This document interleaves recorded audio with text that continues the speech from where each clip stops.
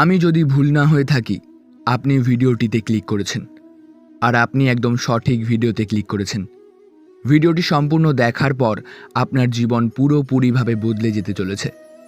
আপনি এই জীবনের মায়া ত্যাগ করতে চলেছেন, আর জীবনের মায়া ত্যাগ করতে পারলেই আপনি সম্পূর্ণ মুক্ত।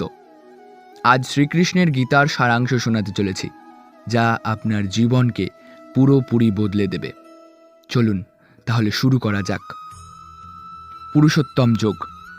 শ্রী ভগবান বলিলেন, পণ্ডিতেরা বলেন, সংসাররূপ অশ্বত্থ বৃক্ষের মূল ঊর্ধ্বে, শাখা অধোদেশে, বেদে সবই বৃক্ষের সজীবপত্র।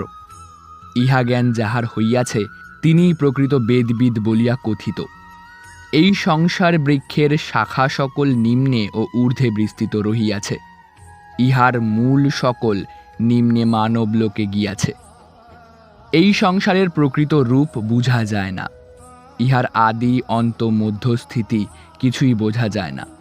যেসব জ্ঞানীজন অনাসক্তিরূপ দৃঢ় অস্ত্রাঘাতে এই অসত্য বৃক্ষের মূল ছেদন করিয়া ব্রহ্মকে জানিতে পারেন, তাহাদের আর ফিরিয়া আসিতে হয় না।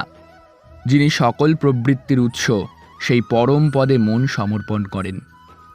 যাহারা অভিমান ও মোহগত হইয়াছেন, যাহারা আসক্তি জয় করিয়াছেন, যাহারা আত্মজ্ঞানময় হইয়াছেন, যাহারা মন হইতে সর্বকামনা দূর করিয়াছেন, যাহারা সুখ দুঃখ শীত গ্রীষ্মরূপ দ্বন্দ্ব হইতে বিমুক্ত, তাহারই নিত্য পরমপদ লাভ করিয়া থাকেন।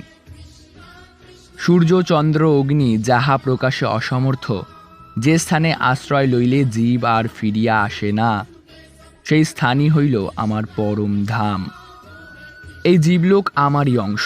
প্রলয়কালে জীবাত্মা মন ও ইন্দ্রিয় সকলকে লইয়া প্রকৃতিতে অবস্থিত হইয়া আবার সংসারে আসিয়া ভোগে লিপ্ত হয়।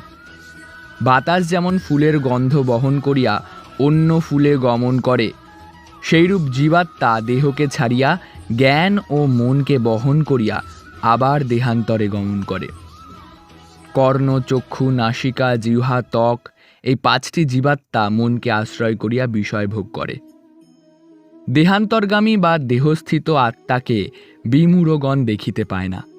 জ্ঞানীরা জ্ঞান চক্ষে সবই দেখিতে পান। ধ্যানে যোগীরা জীবাত্মাকে এ দেহে দেখিতে পান, কিন্তু আত্মজ্ঞান যে মূঢ়েরা না জানে, তাহারা শত চেষ্টা করলেও ইহাদের দেখিতে পায় না। সূর্য চন্দ্র ও অগ্নির যে তেজ জগতে প্রকাশিত, সেই তেজ আমারই জানিও। আমি আপন শক্তিতে পৃথিবীতে প্রবেশ করাইয়া সর্বভূতকে ধারণ করিয়া থাকি এবং রসময় চন্দ্ররূপে সকল ঔষধি পুষ্ট করিয়া থাকি।